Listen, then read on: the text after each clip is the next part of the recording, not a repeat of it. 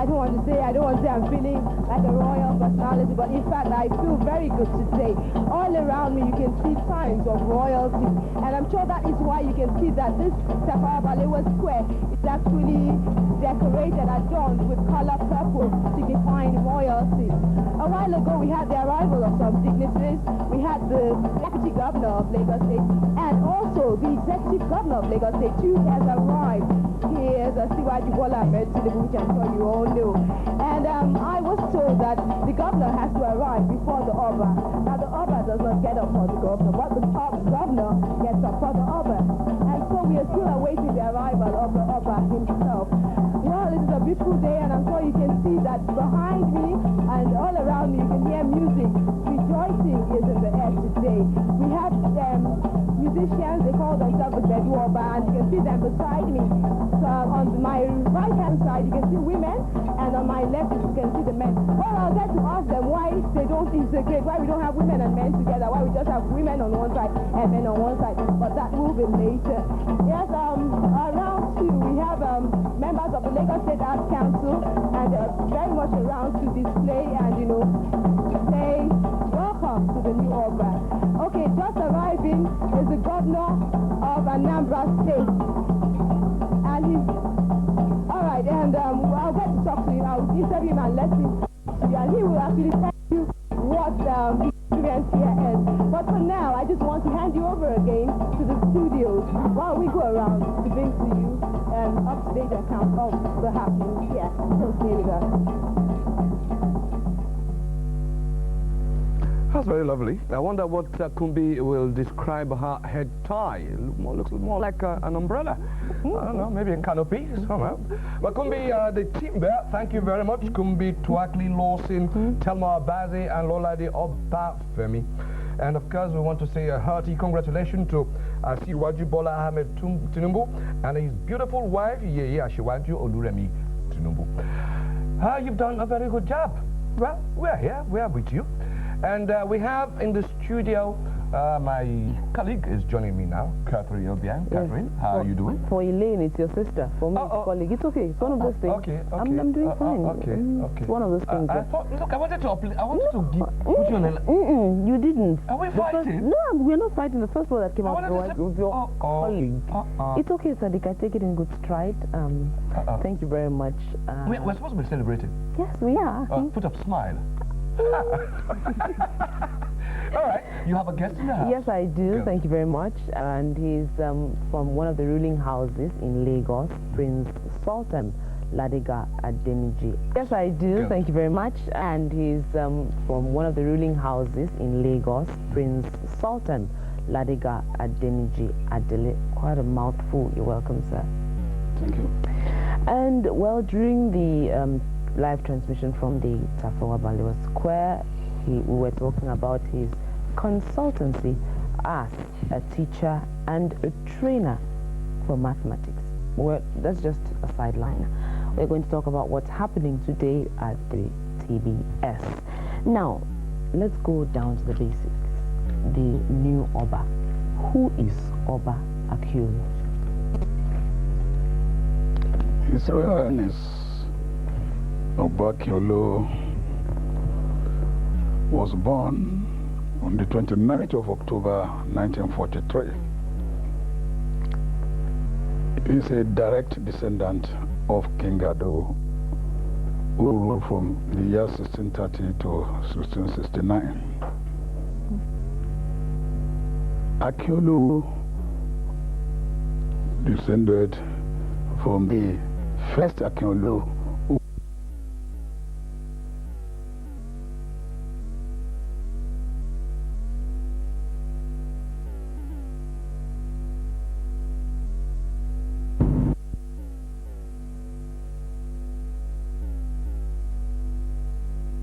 Johnny was the son. So Akiolu is the great-grandson of Akiolu, the son of Ologunkutere. The unfortunate thing in the succession of the Obaship was that Ologunkutere begat 6 children. One of them, of course, became extinct because of lack of children. The other four, except Akinoly, had a taste of overship. Okay. And Riliwanu Akiolu discovered that only his own side, that is, the children or the offspring of the Akiolu, the son of Kuchebe, was the only one who had never tasted it.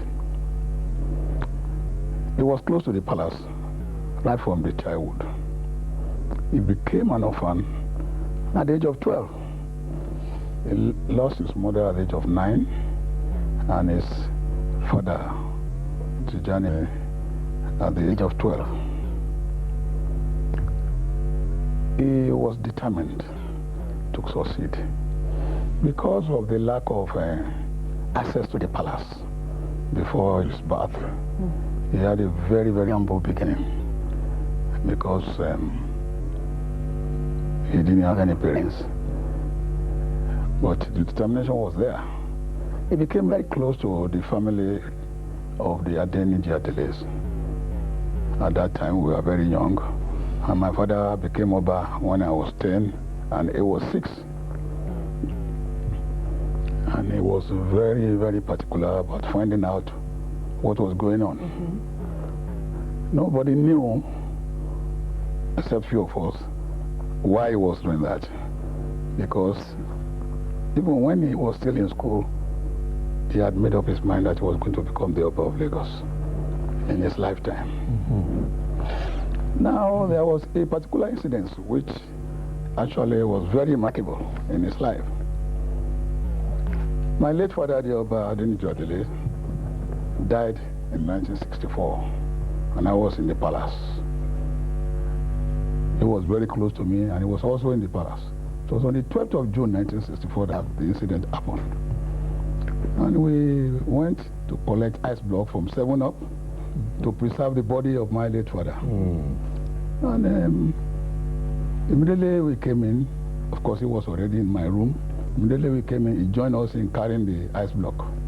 And he did not even know that the pressman took his picture. So the following morning, there was an announcement.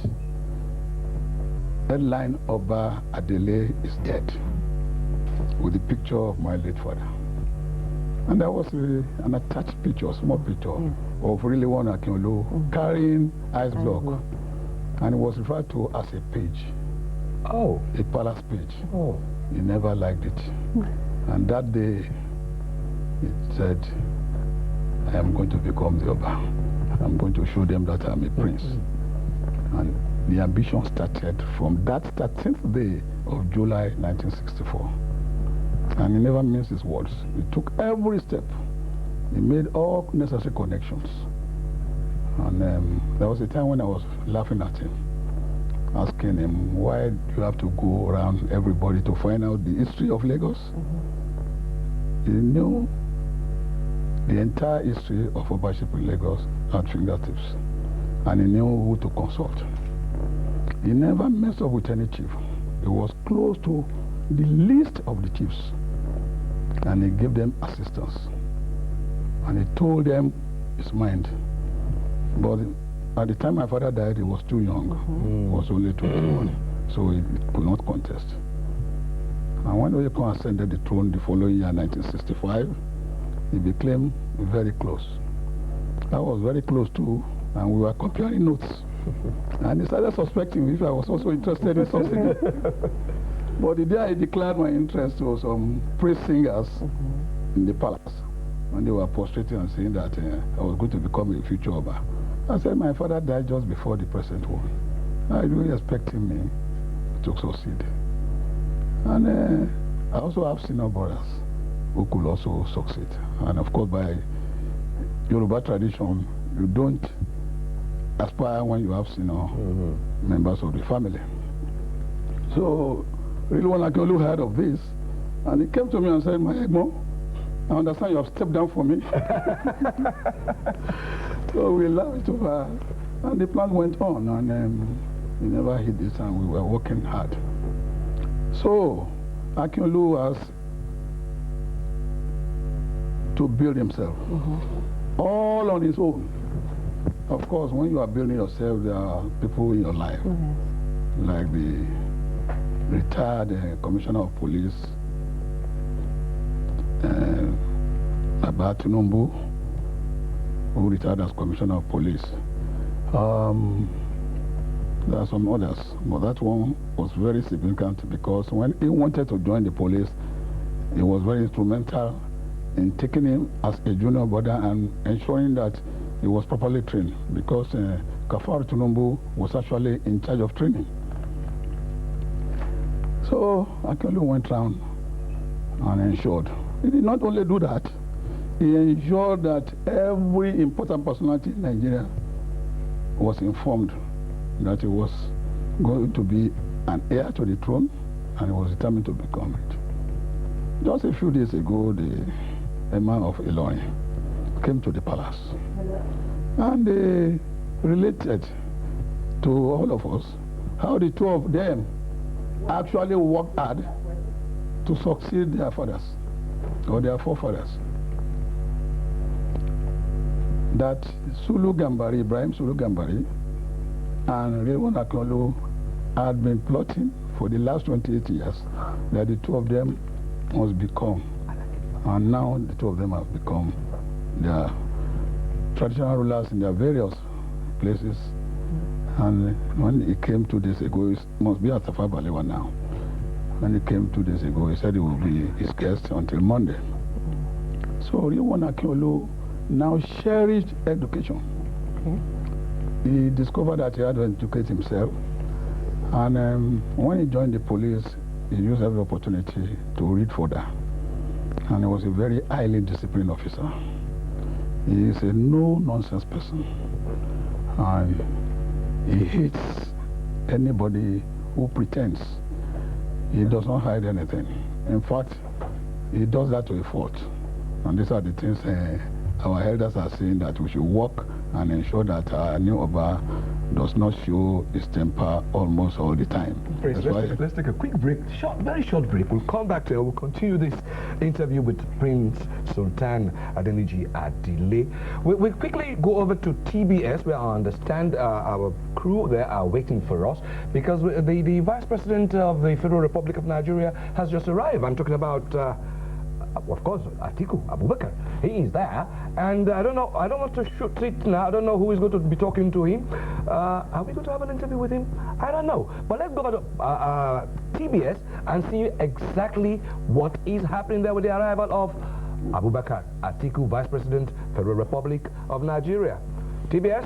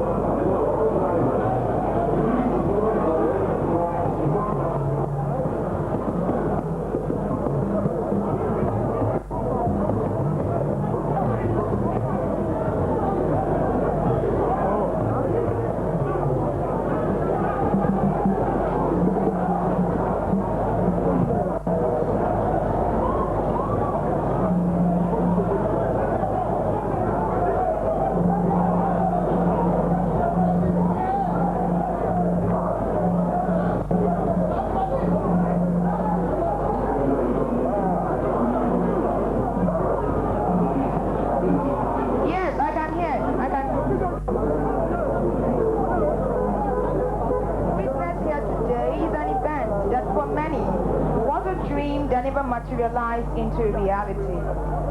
For many of us today, it is an event that we have the singular honor and privilege to witness only once in our lifetime. The coronation of the 21st Oba of Lagos has special significance, not only only for Lagosians, but for all the citizens of Nigeria, as it portrays the hierarchical reverence and the embodiment of culture and tradition that is paramount in most, if not all, parts of our country. The king in Yoruba belief is the most apt demonstration of one who is awesome.